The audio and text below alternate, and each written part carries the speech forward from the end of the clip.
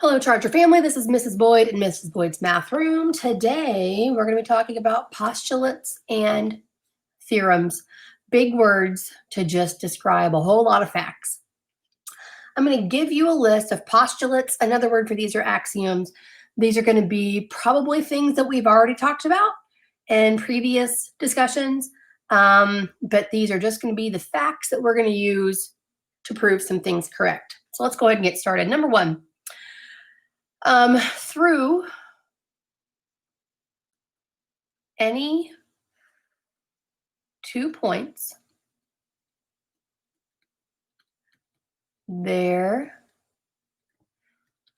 is exactly one line. All right, that's the first fact. Here's just a list of facts. Number two, through any 3 non-collinear points,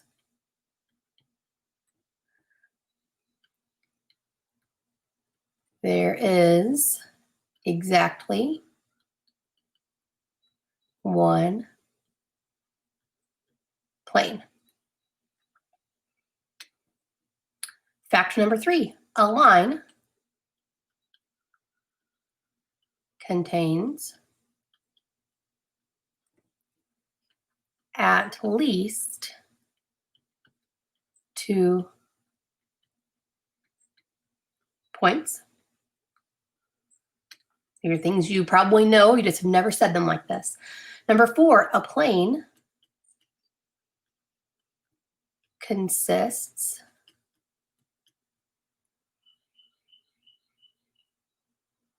of at least 3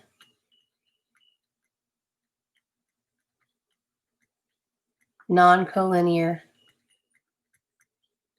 points.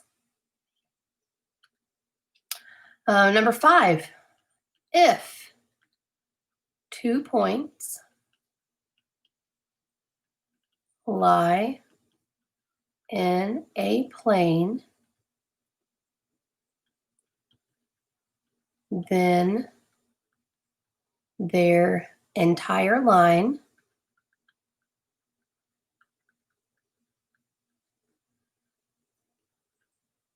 it's not their, holy moly, than the entire line, holy moly, so sorry, containing those points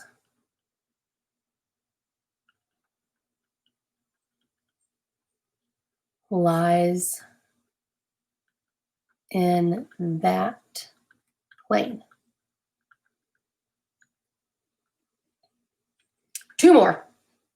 Number 6, if 2 lines intersect,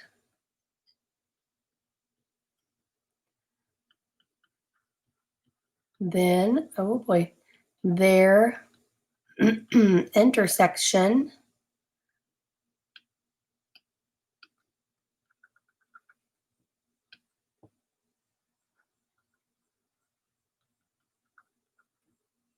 is exactly 1 point.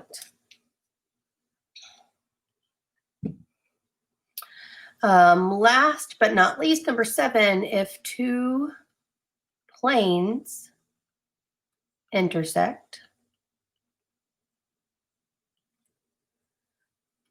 then their intersection is a line. All right, so lots of facts, things that we've learned before, but we got to lay them all out here in a table, all these postulates in a row, because now we're going to use those to say whether things are true or not. So don't lose those. We've got this parallelogram, this plane and this line, these points all this together. Name the postulate that shows each statement is true. We want to show that line E lies in plane M with a postulate. So pick one of those from above and prove that line E lies in plane M. Well, I would say if 2 points lie in a plane,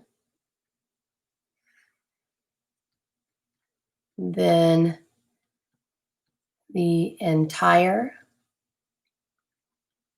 line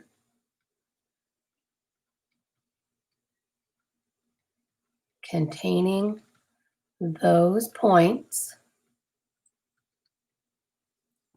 lies in the plane. Line E lies in plane M. Well, duh, it does, because we also already said if there are 2 points that are on the same line that are in a plane, then the whole line is in that plane. That line's not going to deviate at all. So now you pause here and you pick which of those postulates above would say that A, B, and C points are coplanar. Okay, I hope we picked the same one. Let's say through any 3 non-collinear points, there is exactly one plane. If we look at our diagram, A and B are collinear, B and C are collinear, but A, B, and C are not all 3 collinear. So through any 3 non-collinear points, there is exactly one plane. So now we're going to look at these statements and we're going to determine if they're true always, sometimes, or never. First one, 3 points determine a plane. Well, if we really think about it, what we just wrote, through any 3 non-collinear points. So we're only missing the word non-collinear here. So this is sometimes true. It's true unless the points are collinear. Then it's not true. 2 planes intersect at a point. Well, we had a postulate above that mentioned 2 planes intersecting. This is never true. 2 planes intersect at a line. A plane contains at least 3 lines. Well, a plane has to contain 3 points at least. So it has to contain lines that connect those points. So this is always. A line and a plane intersect at a point. Well, if a line goes through the plane perpendicularly, then they only cross and intersect at that point where the line goes through the plane. But if the line is within the plane, then it touches everywhere. So this one is sometimes. These are the kind of questions that you'll have to answer when we refer to the postulates that we just talked about. Now let's go back to the back page. And we're going to list these theorems that we know about. Some of them we haven't talked about yet, so we'll skip. We're going to go ahead and write them, but then we'll talk about them later. The midpoint theorem. If M is the midpoint of segment AB,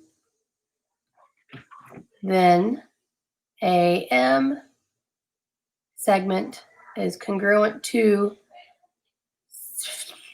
that straight line MB.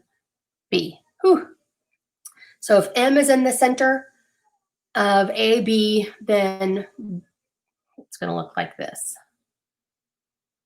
A and B, and that's M, and those two are the same. Congruence theorem.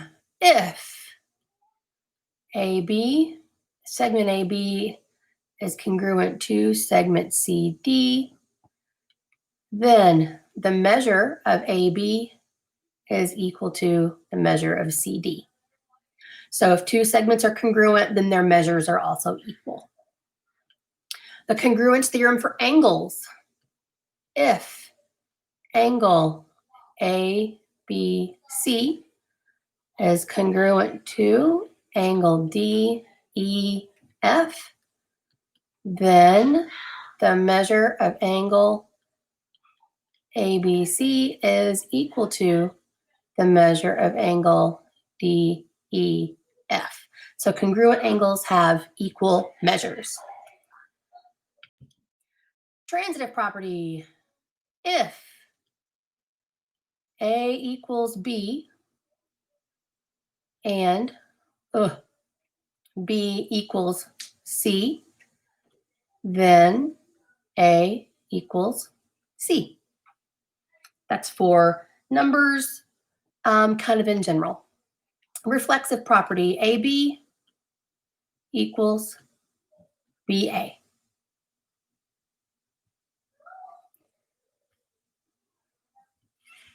Well, I don't like that. We're going to rewrite that. I'm sorry.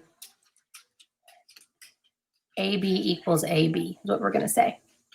Symmetric property, if AB equals CD, then CD equals AB. So we did proofs with Uno, the game of Uno. Now we're going to use the theorems, postulates, and properties that we have learned to do a real proof. So buckle your seatbelts. If segment AB is congruent to segment CD, then AB equals CD. Well, we need to list the reason why that's true. We just talked about it above in the theorems and properties. Write it down, and then check your work with me.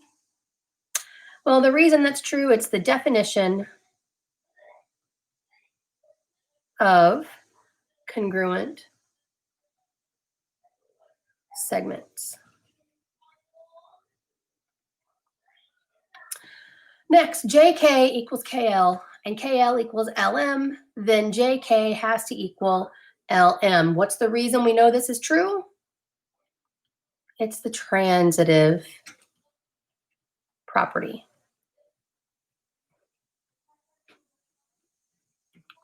Since D is the midpoint of segment CE, then segment CD is congruent to segment DE. This is the midpoint theorem. If MN equals PQ, then PQ equals MN. That is the symmetric property.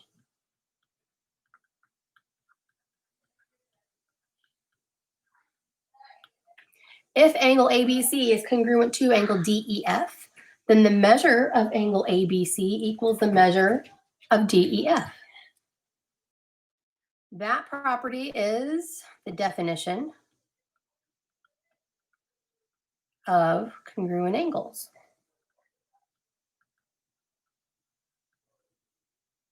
And last but not least, ST equals ST is the reflexive property. I hope these make plenty of sense to you. I hope you're doing great, and I hope to see you real soon.